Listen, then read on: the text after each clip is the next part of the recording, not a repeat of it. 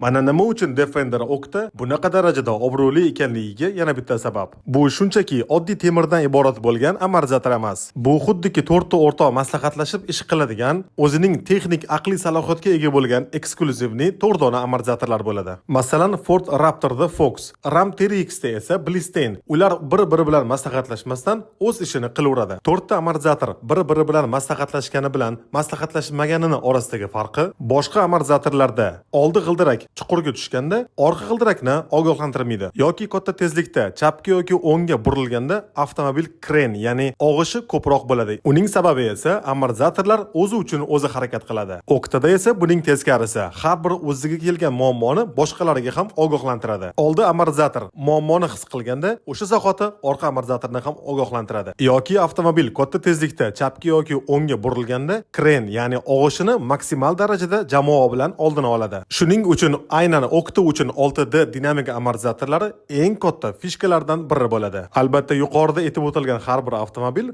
sotuvda bor. Narxlari esa komplektatsiyadan kelib chiqqan holatda bor yo'g'i 220 ming AQSh dollaridan 235 ming AQSh dollargacha ham o'zgarishi mumkin. Telegram kanalimiz orqali inomarkalarning kunlik narxi, bojxona to'lovlari va yetkazib berish xizmatlari batafsil yoritib boriladi. Havola profilning yuqori qismida.